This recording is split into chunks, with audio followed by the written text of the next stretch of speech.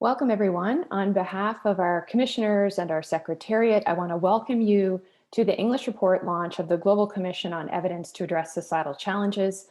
I'm Jen Thornhill. I'm the executive lead for the Evidence Commission Secretariat, and I'm pleased to co-host today's webinar from Canada, along with our secretariat co-lead, Jeremy Grimshaw. Jeremy, give a wave. A note to all of you that we are recording today's webinar, and the recording will be available post-webinar. Should you experience any technical difficulties, our senior communications lead, Steve Lott, is on hand to help. Steve and I are also going to be live tweeting from the Evidence Commission's Twitter handle at evidencecom. So that's at evidence with a capital E, capital C-O-M-M. As I introduce today's panelists, I'll invite you, our participants, to do the same. And I'll actually just close our slides for a moment so you have an opportunity to see their faces. So panelists, please do give a wave as I introduce your name in order of appearance. And up first, you've got John Lavis, our co-lead for the Evidence Commission Secretariat, joining us also from Canada. We have Commissioner David Halpern joining from the United Kingdom, and David is a trusted policy advisor bringing formal experimentation and behavioral insights into governments, first in the UK, but now all over the world. We have Commissioner Kerry OBrien joining from UNICEF. Kerry is an eternally curious international public servant bringing passion about evidence-informed decision-making, systems thinking, and help in understanding the value of evidence to international development. We will have joining us momentarily. I'm just going to check to see if she's on the line. She's joining right on top of the hour. We'll have Commissioner Madupe Owusu joining from Nigeria. And Madupe is a non-governmental organization leader pioneering the use of citizen-led assessments and public-private partnerships to improve educational outcomes for children. Unfortunately, today we won't be joined by Commissioner Fitsum Asifa Adela from Ethiopia. Fitsum is a committed policymaker who's striving to bring a whole of government perspective to cabinet level planning and development, and that's exactly what is occupying her time this morning. We knew it was a possibility. And of course, for those of you who've joined our webinars in the past, you've heard from Commissioner Fitsum. I'd also like to acknowledge other commissioners, members of the Secretariat, partners, funders who have joined today's launch as a participant. Thank you for being here. Thank you for making this day possible. It's very exciting to hold a copy of this report and its recommendations in our hands. We'd invite you as well to introduce yourselves in the chat, share where you're from, and I'm going to pass things over now to Jeremy. Thanks a lot, Jen, and thanks a lot to everyone for joining us today. So as Jen said, today we want to highlight the key messages and recommendations from the Global Evidence Commission report. And in a minute, John is going to walk you through all the ways that you can access the report, the executive summary and other versions, which are all available from our website, evidencecommission.org. And today what we want to do is share our motivations for taking advantage of this opportune time to close decision-making gaps between best evidence and societal challenges we face. The pandemic has highlighted the need to improve our evidence support systems for citizens, policymakers, professionals. And what the Commission has tried to do is sort of basically build from that to think about what the future needs are of decision makers globally to make better use of evidence. So in today, as I said, in today's webinar, we'll talk about our motivations, our aspirations for the various actors involved, those who can lead change and what they can achieve, and some examples in practice and policy that demonstrate the change that the Evidence Commission is calling for is possible. So what we're going to do today is we're largely going to have John will present, and then we'll also have open up a discussion with the commissioners who are on the call. But we really want the audience also to be involved. So during the webinar, if you have questions, please use the Ask a Question function in Zoom. So you'll see at the bottom of your screen, there's an Ask a Question sort of area. If you basically tap on that, you can put your question into the Q&A box and say which panelist your question is directed to. If you then tap the send button to we get your questions, we'll answer some of them as we go along if they're easy, relatively easy to answer, but we'll also, if they're really sort of interesting questions, hold those for the broader discussion with the group. You can also, if you want to, share kind of questions or insights with everyone in the chat, but it's easier for us if we're sort of handling the questions mainly through the quick Q&A function. So that's kind of what I wanted to say, and now I'm going to hand over to John. So John, over to you. Thanks very much, Jeremy. I can't believe today's finally come after 10 months of work with the Secretariat, 7 months of work with our extraordinary commissioners. We're going to have many versions of the report available. There'll be an online executive summary, online full report, online chapters in case you want to circulate a particular chapter, online sections. Typically, they're built around one or more infographics that bring the material, we hope, alive in a compelling way, and a print-on-demand full report that will be available through Amazon in most languages. For today, we have the executive summary available in Arabic, Chinese, English, French, Portuguese. Within an hour or two, we will have the Spanish executive summary uploaded on the site as well. So we'd encourage you, if English is not your first language and French is not your first language, to click on the executive summary on the language-specific part of the website. The online full report is available in English and French. Additional languages will be coming online over the coming weeks. The chapters and sections also available in English. And we thought the Amazon report was going to be available this morning in English, but we hit a barcode challenge at 3 a.m. So it will probably become live later today on Amazon platforms. So the report will be available in 7 languages in total, and all of the materials should be up by mid-February at the latest. If you look at the image to the right, you'll see that we have a number of chapters in introduction. I'm going to show you an infographic from chapter 2 on the nature of societal challenges. I'll show you one from chapter 3, which is about the demand for evidence. A few of them from chapter 4, where we turn to the supply side, one from chapter 5, where we talk about evidence intermediaries, and one from 6, where we talk about global public goods and equitably distributed capacities. But most of the time will be focused on the recommendations, and especially our 8 most important recommendations. One of the things that for me brings the report alive are commissioner comments. A number of them, including the ones on today's call, have written commentaries about the pieces of the report that most directly speak to them and where they really want to see action come based on the Evidence Commission report. We're very, very grateful to the translation teams. I think in the last week, I have probably sent over 100 WhatsApp messages, over 1,000 emails with the Arabic team at the Knowledge to Policy Center, the Chinese team at Lanzhou University, my colleagues at McMaster for French, colleagues at Fiocruz Brasilia for Portuguese, at the Russian Medical Academy for continuing professional education for Russian, and at the Unit for Evidence and Deliberation for Decision Making at the University of Antioquia for Spanish. So thank you very much to all of them. If you look on the right-hand side, you'll see the English executive summary, the Arabic, the Chinese, the French, and the Portuguese, and within a few hours, the Spanish one will also be available. We're very grateful to our funders, one from the US, the American Institutes for Research, one from Ireland, the Health Research Board, 3 from Canada, CIHR, Healthcare Excellence Canada, and Michael Smith Research BC. We're continuing to look for funding that will help us really focus in 2022 on driving the types of changes called for by the Evidence Commission report. Here are ways you can help. So please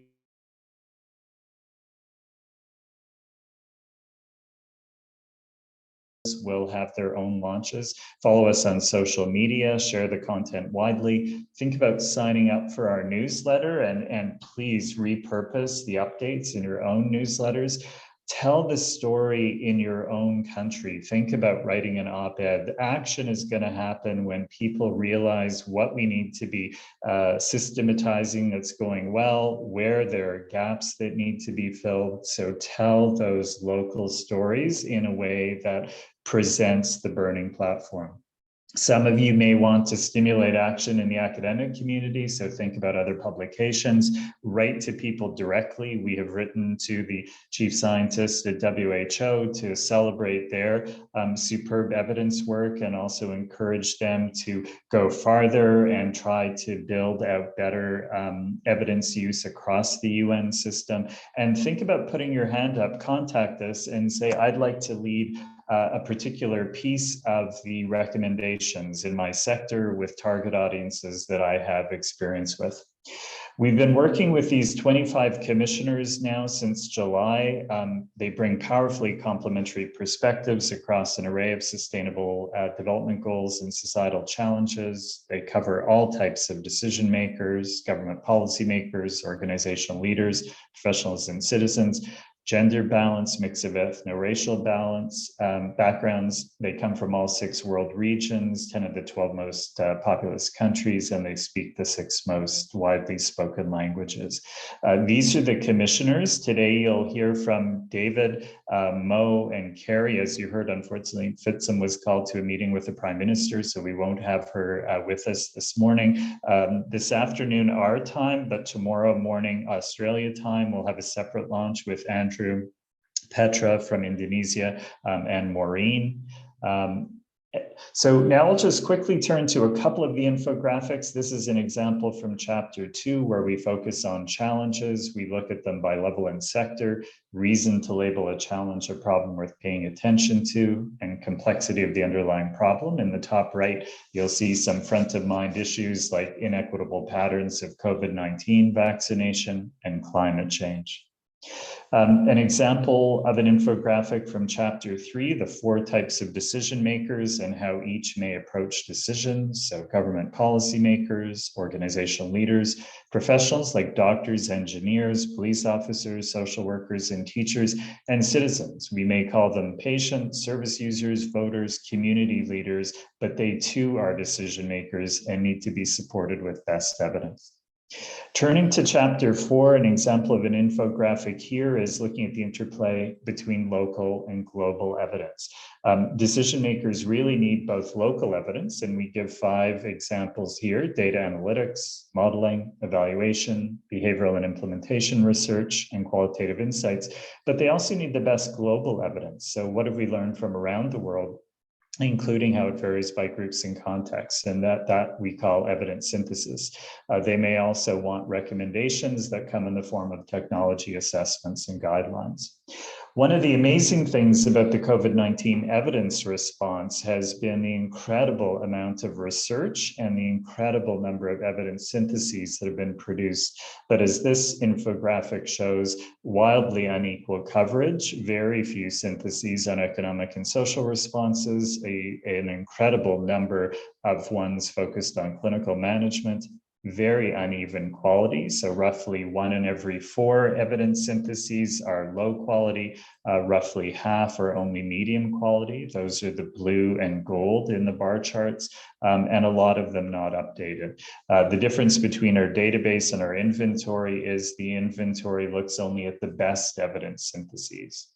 Some of the weaknesses that the report speaks to related to COVID-19 evidence support systems, other things than best evidence, more typically encountered by decision makers than best evidence, lots of chasing after preprints, lots of squeaky wheel experts, lots of one-off old school expert panels, lots of asking what other countries are doing. There are ways to get more value from these other things, but that wasn't necessarily the case. One of the other challenges, some forms of evidence more typically encountered by COVID decision makers, lots of focus on data analytics, modeling, evaluation, much less on robustly developed evidence syntheses and guidelines, much less on things like qualitative insights and behavioral and implementation research. A big focus of the report is about national evidence infrastructures. Every country in the world will have some type of research system. You'll see the puzzle piece in the lower left corner. Many will have an implementation system. So this is where people go through cycles of synthesizing evidence, developing recommendations, getting those messages out to professionals and citizens, supporting the implementation of the recommendations, evaluating their impacts, and so on. But one of the explosions of activity with COVID has been with the evidence support system. And that's a demand-driven effort to contextualize the evidence for a given decision in an equity-sensitive way, often under extraordinary time constraints. And the infrastructure here is different, and it's typically focused more on government policymakers and the leaders of large organizations. We need evidence support coordination offices, evidence units with expertise in each of the 8 forms of evidence that are referred to, ways to figure out evidence needs, ways to package evidence in very tight time constraints, often in only hours and days, capacity for evidence use, and other things. Chapter 5 turns to strategies used by evidence intermediaries. You'll see those in the infographic on the left. One example, the green one, facilitating pull or the one-stop shops, things we see at places like the Education Endowment Foundation and What Works Clearinghouse, Evidence Aid as well. The final infographic from the report before I turn to the recommendations is about equitably distributed capacities needed to support evidence use. On the left, you'll see the global level. So if you take, for example, WHO issuing normative guidance, WHO through a VIPNet, evidence-informed policy networks, providing technical assistance, Cochrane and the Intergovernmental Panel on Climate Change, providing evidence-related global public goods. But then you have evidence intermediaries putting those global insights alongside the local insights to drive change within their country. Every country needs these types of capacities. So on to the recommendations, 24 in total. Our commissioners pushed hard to have a smaller number of the most important ones. These ones provide the framing, the structures and processes, the accountabilities, and the funding. You'll see them organized here by who can take action. The ones in bold are the ones that I'll go into in a little bit more detail. All 24 are in the full report, but the 8 most important you'll find in the executive summary. So recommendation 1, decision makers, evidence intermediaries, and impact-oriented evidence producers should recognize the scale and nature of the problem. So evidence in all the 8 forms addressed in the report not being systematically used to equitably address societal challenges. As a result, we have failures to improve lives, avoidable harm to citizens, and wasted resources. As the next paragraph says, this is our time. Never before have we had a cohort of decision makers around the globe who can speak with experience about what it means to be well and poorly supported by evidence. Now is the time that we need to capitalize on that interest and put in place mechanisms to better support them in future. The recommendation 3 says the UN, the G20, and other multilateral organizations should endorse a resolution that commits them and their member states to broaden their conception of evidence and to support evidence-related global public goods and equitably distributed capacities to produce, share, and use evidence. Some very good things happening in the UN system, the Quintet of Change, the reinvigoration of the UN Secretary General's Scientific Advisory Board, but we need to do better. And there are exemplars like WHO's Guidelines Review Committee, the IPCC modeling work that we need to build on.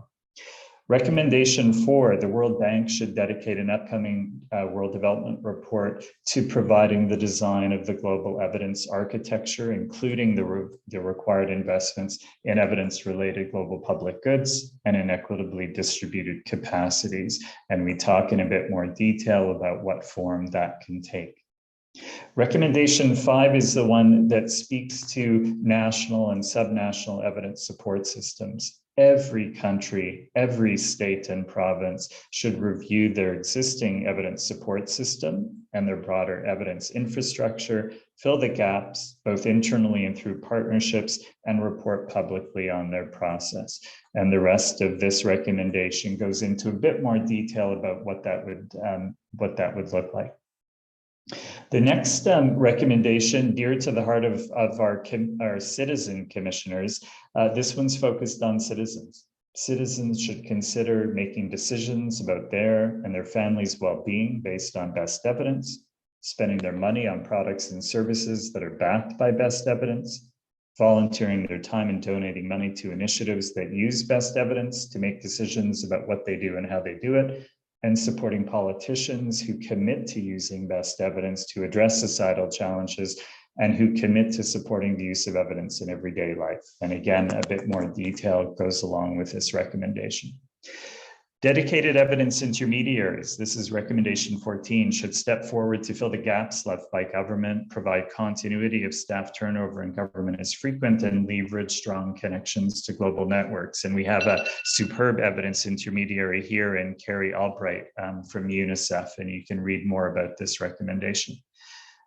News and social media platforms should build relationships with dedicated evidence intermediaries who can leverage sources of evidence and with evidence producers and ensure their algorithms present best evidence and combat misinformation. And finally, and then I'll turn it back to Jen, funding. Government, foundations, and other funders should spend smarter and ideally more on evidence support. Again, more detail available in the recommendation.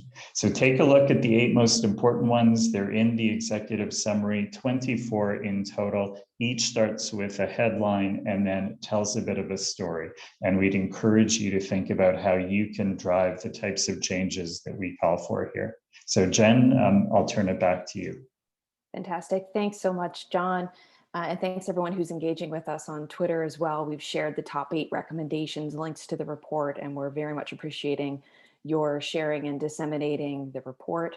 We want to turn our attention now to speak with our commissioners who've joined us today. And we're going to start by asking each of them what interested them to take up this effort and become involved in the Evidence Commission. As you saw John share, we really made sure that the commissioners represented all of the different types of roles that we now see play out in the necessary actions required to bring about the change that the Global Commission on Evidence to Address Societal Challenges calls for. David Halpern, I'm going to come to you first. Can you tell us what was it that interested you to get involved in the Evidence Commission? Well, as you'll know, like many people I'm sure on this call, kind of seen pretty firsthand just the, if you like, the depth of our ignorance, let me put it that way, in many fields, and we just need to be honest about that. You guys, and by the way, I should congratulate Jen and John, the extraordinary work you've done to put this very detailed, report together. Really, you've done all the hard work. But that, many come, of course, from a medical background, and we've seen that with COVID, and just remind ourselves just the scale of the issue. In a typical year now, circa 10,000 experimental results you'll find in medicine on medical aid, etc. Let's think about everything else, every other field: criminology, education, sociology, economic growth. Well, there's not like a shortage of issues. You'd be lucky, very lucky, to think that we were anywhere close to a 10th of that level with everything else put together. Now, is that because we think that those other areas aren't somehow amenable to empiricism? I mean, I don't believe that. I don't think you think that. But it does illustrate the scale of what we need to do. And then the other thing, particularly about this commission, which I think is unusual, many of us was trying to pursue these within our domestic context, and in BIT, the Behavioral Insight team, we run 700 randomized controlled trials in 40 countries, but there's very little which comes together internationally. And so we have made some progress. John alluded to one in the last decade in the UK, the Educational Endowment Foundation, which I think has really been shown what it's possible to do in a field like in education and schooling, to transform the quality of the evidence base with really not very much money. But we really want to take this into international business, right? We want to learn from each other about a school in London is not very different from a school in, anywhere else, frankly, in the world. And you're trying to all figure out how to teach kids trigonometry. But, we really want to learn from each other. And it seems to me that what you guys have called, the evidence system, both in terms of, support and implementation, is not only is it weak domestically, it's very, very weak internationally. And so I really hope the Commission is a stepping stone towards G20, Indonesia and India, where we might actually get our act together and build that, and for the extraordinary gains that are possible. Fantastic. Thanks so much, Commissioner David. Commissioner Kerry OBrien, I'm going to come to you with the same question around what enticed you to become involved in the Evidence Commission? Thank you, Jen. And again, congratulations to the fantastic team and the fantastic report. So I think for me, what perhaps struck me most at the start of the pandemic, like with David, was how little lesson learning we seem to have done from previous pandemic responses. So the initial messaging talked about COVID-19 as a global health crisis, which affected adult populations. But it soon became clear that it was also a really widespread socioeconomic crisis, including for children, where I sit in UNICEF. So another thing, I think, a really positive thing that became apparent was this reemergence of trust in science after years of perceived anti-science and public distrust of experts.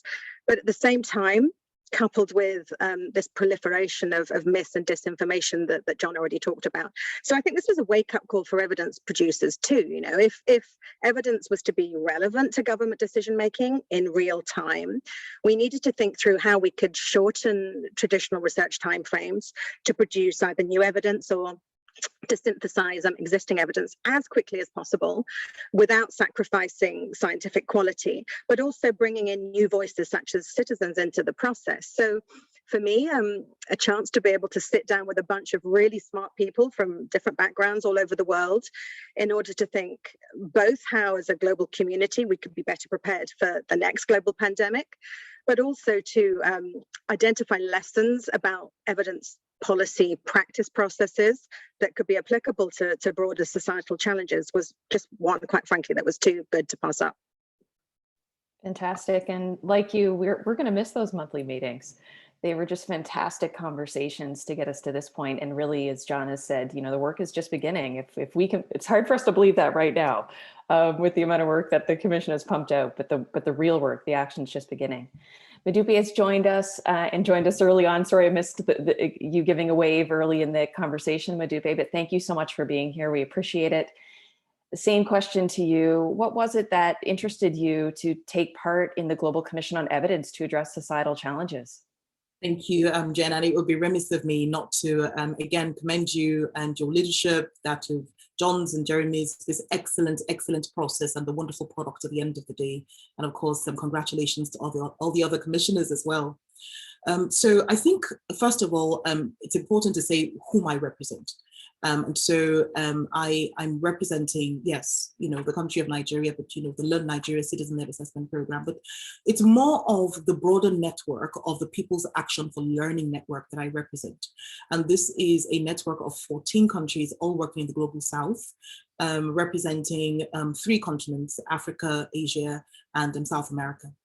And what binds us together? What binds us together is our shared commitment to stirring up the agency of citizens as co-producers of evidence. And so what typically happens, you know, in the kinds of countries that, you know, we come from is that, you know, evidence is consumed by the citizens. And so whether, you know, we talked about elections, for example, and what sorts of information is circulated during elections, who consumes the evidence and therefore who makes decisions.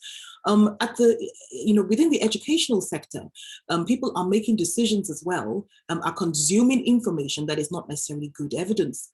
And so within the context of this huge network of countries, two of these countries who represent, unfortunately, the countries where the highest numbers of children out of school live in, you know, we are convinced that there is a role for citizens to play when it comes to producing evidence.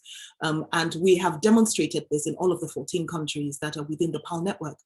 And so when the invitation to join this incredible team was made, I think it was a no-brainer, really. You know, this is an argument that we have been making for several years, starting, you know, from India and then to Pakistan and then to East Africa and then to West Africa and then to Latin America and other parts of Asia. We've been saying, look, if we are going to get the most robust evidence, we are going to have to draw very heavily on the competencies of experts who do not lie within the traditional evidence-making spaces. And we're going to need to draw very heavily on the participation and the agency on whom we refer to as regular citizens. So for me, it was really just, bringing that to the table. But also, I think I was drawn because there's a significant emphasis, not just on the availability or the provision of evidence or the production of same, but also on what do we do with the evidence? How do we get this evidence to strengthen policymaking? How do we get this evidence to influence action better? And even the way the report is designed, it's easy to consume, lots of infographics. I think that was really refreshing, and I certainly wanted to, to be part of that process. We're so grateful that you have been a part of this process. I have one more question for each of my commissioners, and then we're going to turn to your questions. Jeremy's reporting he's already getting a few in the Q&A function, so please feel free to keep those coming. And many of you have shared participants where you're calling from. So lots of Canadian colleagues, folks from the UK, from Ireland, Brazil, South Africa, Nigeria, Ethiopia. I also see China, Australia. And many of you, as you've shared your roles, have shared that you're evidence intermediaries. You help to get the best available evidence to those who need it. Some of you are citizens and many of you are evidence producers. There are some notable gaps in terms of who's joined today's call. And so when I ask our commissioners this question, I really want to emphasize their role. So David, when I come to you, you spend so much time working with and in the government policymaking environment. And so I want you to think about this from that perspective. What's the greatest takeaway that you have from our work and our recommendations that resonates with that policymaking imperative and role? Thank you. Well, the one that will probably attract quite a lot of attention, I suspect, certainly wider audience, is the push, the 1% number, which I know commissioners argued about. But the idea that public sector bodies, foundations, etc., should spend at least 1% on R&D. Is that a lot? Is that a little? I mean, the OECD average for R&D is 2.4%. I mean, the truth is, most public sector bodies aren't anywhere close to 1%. And it's just worth reflecting, what does that really mean? What does it mean if you're an organization who are spending, the UK state alone, for example, spends £1 trillion or $1.5 trillion a year. And the truth is, in large chunks of that, we don't know if it's doing any good or not. And something that really shook the foundations for many ministers recently, we did a piece of work 18 months ago, which is forget legacy spend. We worked with the Treasury and the Cabinet Office, and we tried to figure out, well, for new spend, we took a block of more than 400 billion, say, how much of it is evaluated? Just did someone go back and figure out, did it work or did it not? And the answer is, forget randomized controlled trial, even a basic before or after or something. It was found 8%. 8% of that was subject to any kind of meaningful evaluation. So just think about what that really means as a policymaker or a practitioner. The truth is, we're doing all these things. Are we doing harm or good? And we literally don't know. We're in the dark. And I think it's very shocking when you realize the extent to which that is true. But the good news, the flip side of it said, is that 1% actually is not very much. It's not very much to think, why don't you figure out a better way of doing what you're doing? And escape from the fact that so often you hear this refrain, we already know what works. It's like, okay, do we? Can we just probe that a bit? Can we look at the quality of the evidence that sits behind that white paper, that practice, that policy? Are you sure it's just not what we've already been doing for years and years and years? We didn't try anything different. So it's very, very radical. It's very disruptive, actually. It's quite difficult, to acknowledge, as I said, almost the scale of our ignorance. But things like I mentioned earlier, and you mentioned, John, also, the Education Endowment Foundation, I think illustrates what's possible. And maybe just to spend a few seconds on it, because I think it illustrates it for others too. So this was a body which was created 10 years ago in the UK. It was slightly freaked that it was produced, 120 million, $150 million was put into this pot for it. It spends about, say, $25 million a year, running randomized controlled trials in schools, scraping together the evidence, putting it in hand, we just heard a minute ago, very much for teachers or even parents, what's the best way, what's effective, what's not. And some people, well, it's quite a lot to spend. Well, wait a minute, we spend, close to billion on education in the UK alone, let alone in the world, we spend $2 trillion on education. So to spend what's quite a small amount of money to bend the spend, to move your resources, not just money, but teachers, what parents are doing towards more effective practice. I think we will look back on it, I'm sure, in future years, or our kids will just think, what planet were you on where you weren't doing this, right? And so I think, trying to get it beyond medicine into many other domains and practices, I mean, I hope it will become like, oh my God, what a weird world we used to be in. So, and I hope the commission itself is a good stepping stone, particularly to turn that into a global enterprise. Fantastic. Kerry, I'm going to come to you, and I see we're getting a lot of questions in the chat, so we'll be moving straight into our Q&A after this portion. But Kerry, importantly, you do play that role of evidence intermediary and quite well. What was your greatest takeaway from the Evidence Commission's work and recommendations? Thanks, Jen. And apologies, I have an internet outage in Italy, so it happens everywhere, but I'm back.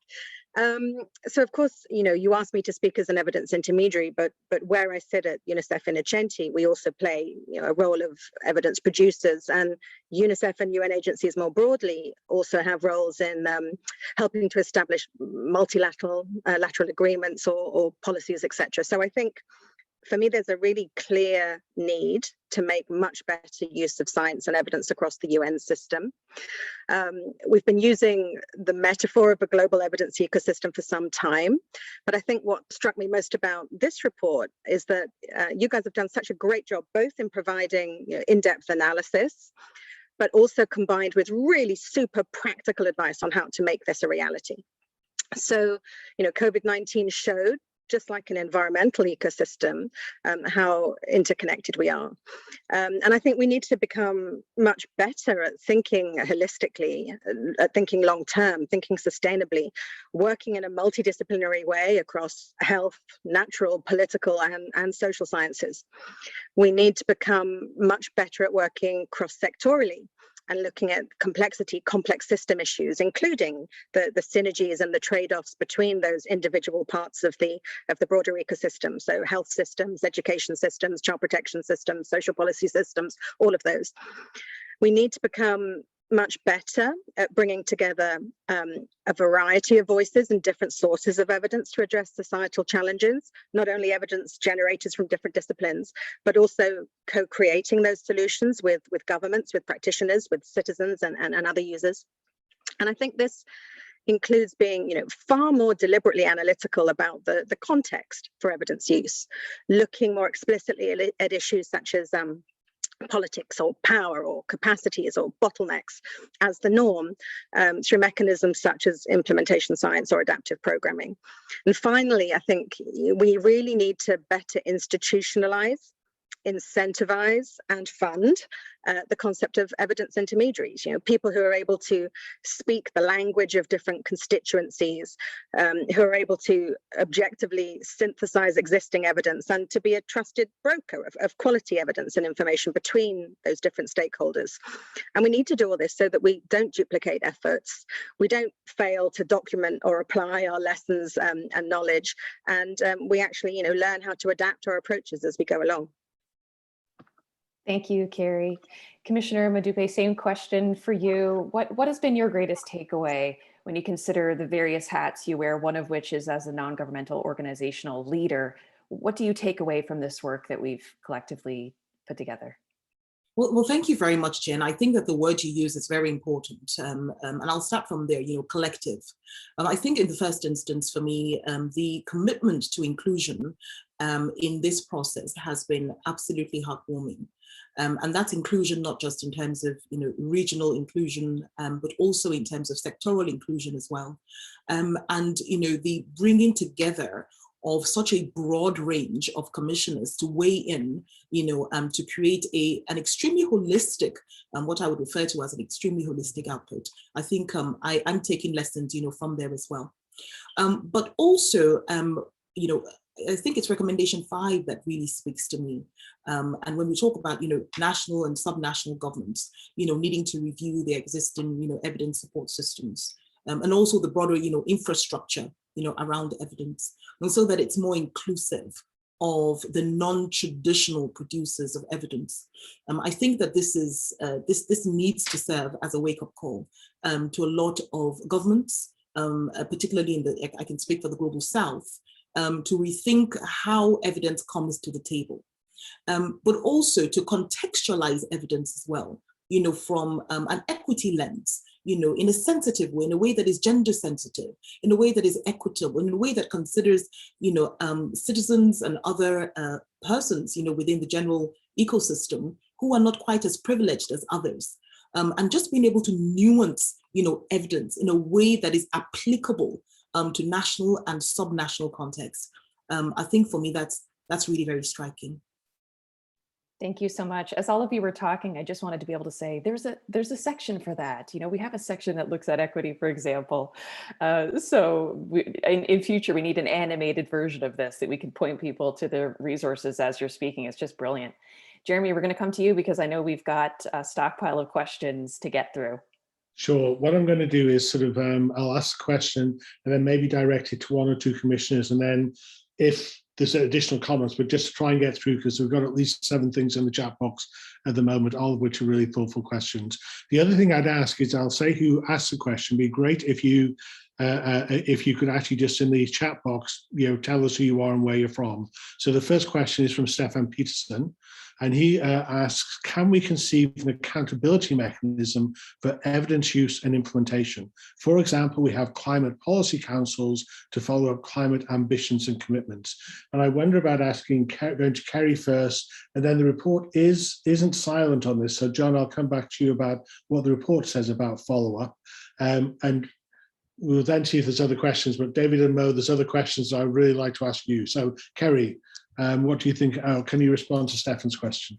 Sure. Thanks, Stefan, and thanks, Jeremy. I mean, I think it is possible. I think when I'm looking at things such as in the UK, the kind of the Show Your Workings campaign that Sense About Science and others did, which was really a way of making governments concretely and openly and transparently demonstrate how they were using evidence in their decision making. I can see that could work. I think, thinking back to my own experience, even within UNICEF, some evidence functions are better than bad at others. So it's quite a common thing within evaluation. You have a management response where, in our case, senior heads of office, etc., are expected to respond in a formal way to the recommendations of the report and to show how they're acting upon those and applying those lessons in future decision making.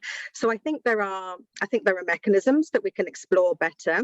I think it's not just about accountability, though. I think it's as much carrots as well as sticks. So there's another question I see in the chat where we also think about not just holding people to account through accountability mechanisms, but also looking at the incentives, whether it be improved results or improved recognition or others, etc., that we can also tap as well to actually get people to much better adopt the idea of using evidence in their day-to-day work. Wonderful. John, I'm going to go to you because I think, we don't just see the report as being a one-off thing that we just put out there and then, unfortunately, we all go and sit on a beach and have a nice drink or something. What do you think are the next steps for the report? Well, we're 150% committed to working with any partners that are interested in driving change based on what they see. So we have a process right now, starting with our COVID partners, 55 groups from around the world, to say who's willing to put their hand up to lead on particular pieces. They may lead on a recommendation, they may lead with a sector, they may lead with a particular geography, but that's what's going to drive this change, is if there are champions that are helping us move forward in very concrete ways, and documenting the successes and pointing people to exemplars. Kerry's point around the show your work stuff is exactly the type of stuff that we should be thinking about in other countries. We, for a window of time in Canada, in Ontario, had for health related issues, on paper at least, a requirement that you couldn't get to the minister or to cabinet without saying, here's how we looked for evidence about the problem and its causes, about the options to address it, about implementation, and here's how we're thinking about monitoring and evaluation.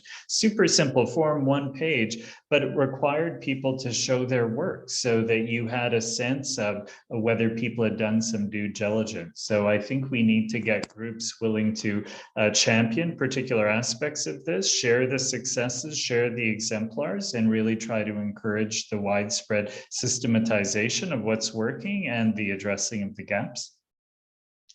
Great, thanks, John. I'm going to keep going because there's a lot of questions. I realise sort of David and Mo might have been, we had a great comment. We might be able to come back to them. The next question comes from Bill Thal, and basically he says, great launch. What/were the biggest barriers to clearing the market for evidence-based decision makers? And he suggests intermediaries or the high churn rates in senior decision makers. My sense is that this probably varies across the type of decision maker that the report addresses. So I wondered about whether we could go to Mo first and maybe ask Mo to think about this from a civil society, citizen perspective, and then David, it'd be great to come to you to think about this more from a government perspective. But Mo, do you want to kick us off? I think that one perspective that I'd like to bring to that question is that of institutionalization, and thinking deeply, about the value of decision makers as people, but also about the practice of decision making embedded within government systems. And so, in some of the work that we've done, we have identified, fantastic, decision makers who will use evidence. There are certainly barriers, facing them. There are issues around institutional churn as well. And so thinking about how we create mechanisms to ensure that we are institutionalizing the practice of evidence, I think is important. Some countries have discussed frameworks around involving the non-traditional, what I call the non-traditional producers of evidence, bringing in civil society voice, for example, into that mix, and who also serve the dual purpose of being able to really mount a lot of pressure, on the government, in many different areas. I think that there are many different models there, but I think for me, the overarching thought is how do we institutionalize and prioritize the use of evidence, bearing in mind that evidence will be used when it is deemed to be valuable and when it is deemed to address a particular need within the context of policymaking. That's great. And David, from a kind of more thinking about this from a governmental perspective, what do you think the key barriers are? It's a really interesting question. In fact, it's striking the questions overall. A lot of them are correctly going one way or another to the demand side. I mean, I suspect, I posit, probably most of these people in the school actually have more of a research background, right? So shock horror, a new report says, researchers say we need more research and evidence. How many papers, it's the mother of all. So of course there are things like that, another question later on around journals, etc. But it looks like a lot of the issue is on the demand side, and that includes in the policy community. So, why let a good idea that looks wonderful, why on earth let evidence get in the way of implementing it? You know what I mean? It's like, just do this thing, it's beautiful, isn't it? And it's, slow you down, it's effortful, etc. And so on. And I actually think it's even deeper. So it's deeper in the sense that policymakers that we've done work on ourselves on behavioral government at school, but policymakers, and particularly as they get more and more senior, are prone to overconfidence, right? You tend to look for why you think this will work. Oh, let's go and invade that country. I'm sure it'll work out just fine. And it gets worse the more senior you are, actually. But it's self-built on something which is about who we are as human beings. So the voice in our head, and speak as kind of behavioral scientist much here, is not a natural scientist. It's a press officer. For most people, that is the voice in our head. It's telling us why the thing we are already doing was a really good idea, and looking for confirming evidence. So it's quite deeply baked into us to use these slightly unnatural processes to do the kind of things that are in this report to generate evidence. So I think it is really important to work on then what is it that you can do around that. The sense about science type thing, which Kerry just mentioned, I think was a really good example. I was pushing very side number 10, is to create an external mechanism where someone's going through it and saying, hey, is there any evidence in this report? Well, I'll tell you one thing we're doing at the moment, which is we're instituting a pilot of where notes inside government, literally someone else looks at them and marks them. And they get a little stamp on top saying, Jeremy looked at this and can confirm that it looks like there's good evidence behind it. I mean, it's kind of a bit crazy, but you're trying to make explicit to the system something other than a press, officer in your head and more like a natural scientist. Thanks, David. I think you actually touched on a response to David Noonan's question, which was very much about, the sort of, finding evidence. We need to address that issue about using evidence to support our decisions we've already made. as opposed to informing them. So I'm going to say, David, I mean, David Newton, your question is much more nuanced, but probably what we can cover off today. So the next question that that we had, and again, this partly touches on what you said, David, but I'd be interested in sort of Mo's comment on this, is a critical concern with collaborations is that at some point, the more dynamic thought leaders will become overly influential and groupthink can set in. How will the risk of that be minimized? And Mo, you had some thoughts on that, I think. I think one of the initial thoughts that I have about that focus on the value that we place on different types of evidence and where that evidence is coming from. And so if we create systems that value diversity in where evidence is coming from and where it is being produced, then the risk of groupthink will be minimized, because then we value different types of evidence. We're able to nuance the evidence. We're able to bring an equity perspective into the hard, into the hard evidence. And so I think that just sort of broadening the base of where evidence comes, and it really does start with frameworks, I think, institutionalizing frameworks that enable different types of evidence, to be valued. I think is one way to address that. Thanks. I'm going to keep going just because I'd like to get through some of the questions. And so Annette Boaz asked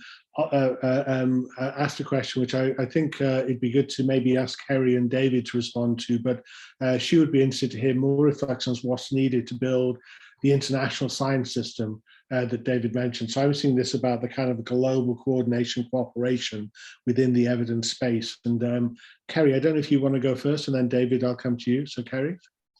Sure, Jeremy, and thanks, Annette. I mean, you're also very well known for your work in this space. So, I mean, I think the important thing is to really think about it. I mentioned in my remarks earlier as an ecosystem, and to think about those different parts, or a jigsaw puzzle if you like, but some sort of metaphor along those lines, where we don't expect everybody to actually do everything, but we do need to know how it all fits together. And I still don't think we have a really good sense of how it does fit together at sort of subnational, national, regional, global levels. And so one of those recommendations in the report about that, about the World Development Report, is to try and sort of look at that architecture, look at what it would take to do this, and how importantly, how much it would cost. David mentioned earlier that maybe some really transformational initiatives don't necessarily have to cost that much, but we do need to sort of to work out our individual roles and functions within that. And I think it kind of touches a little bit on Josie's question as well around the incentives or the lack of incentives, and maybe we'll come back to that one, Jeremy. But I think it is possible. I think I haven't seen a moment like this for a long time, where there are so many discussions going on about evidence to policy, not as a kind of geeky, pigeonhole type of conversation, but mainstream conversation as well, about how we can get much better at building this as a mainstream into individual consciousness, citizen consciousness, as well as just the kind of the so-called experts. So I think we need to bring more people like this together, keep the conversations going, and use our collective advocacy voice. Great. David, do you have? I mean, I think you raised it in your introductory comments. Do you have any kind of particular views on this? Yeah, I was making a mistake of trying to answer questions online at the same time. So I hope I'm answering the right question. Look, I think there's a lot of things about how can you build institutional designs to sort of compensate for our own frailty as human beings, right? That's what we try and do. That's what methods are about. There was sort of question about groupthink, etc. So, can you, red teaming, for example, you deliberately assign someone and say, can you take the counter viewpoint? One thing we tried to do a few years ago with a great colleague of mine, Jeremy Hayward, is we tried to get departments, we had some success, to write down all the things you don't know the answer to and you think you probably should do.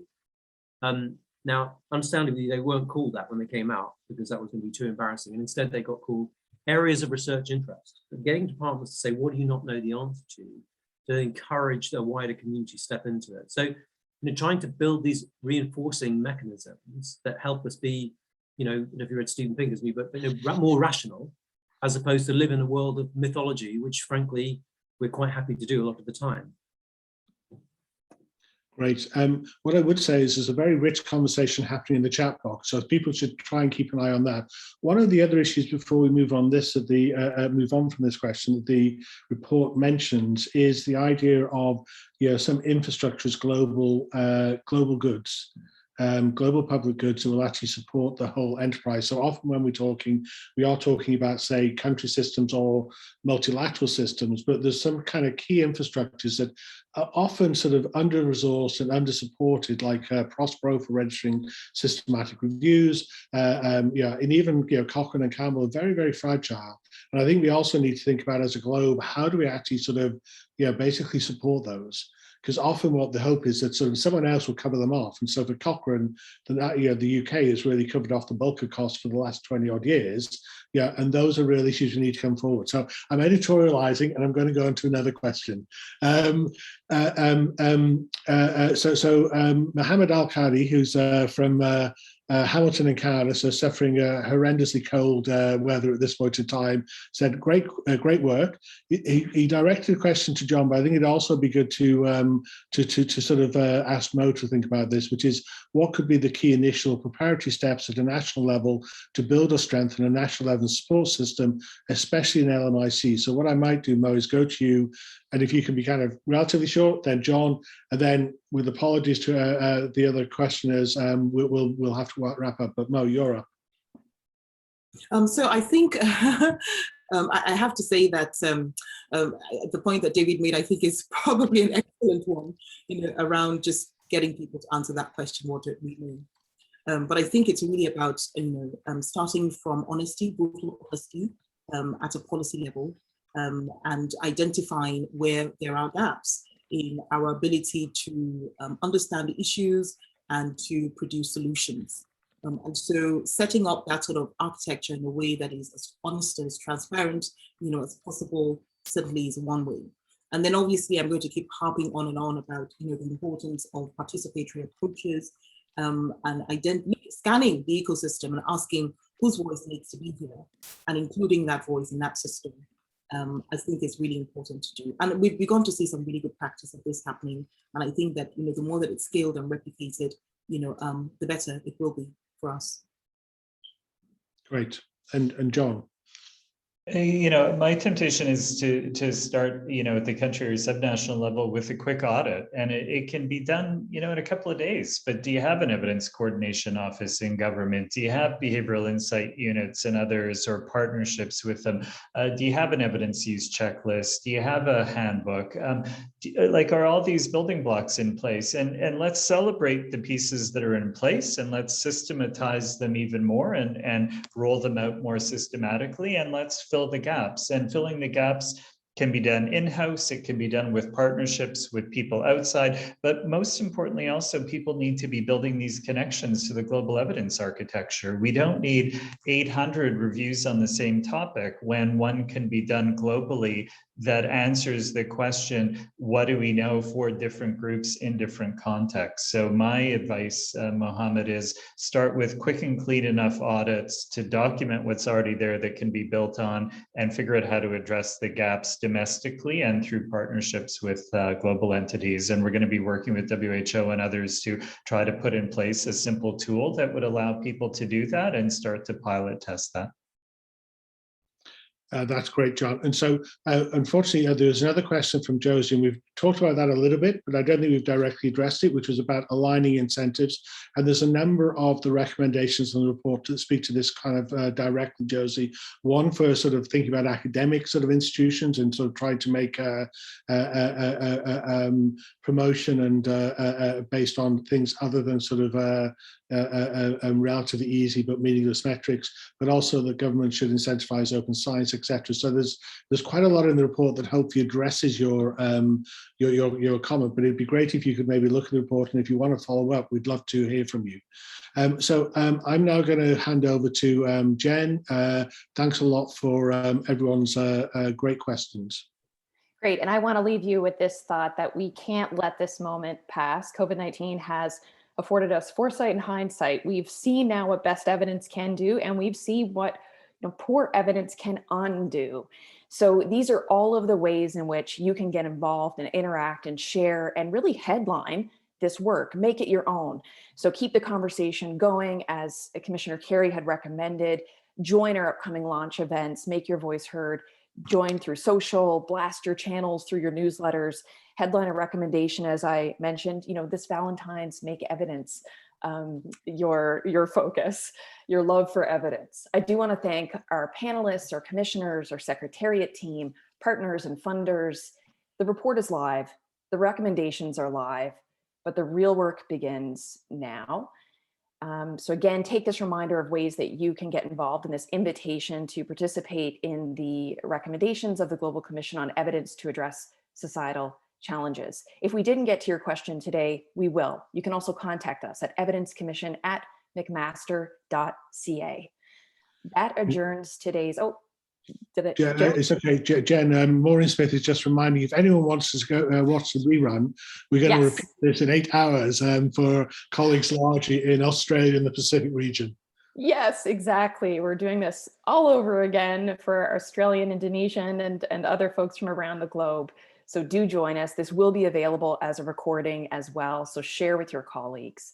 And as I see, we're reaching the top of the hour. Thank you again. And that does adjourn today's launch webinar. Thanks for joining us. Thank Thank you. you.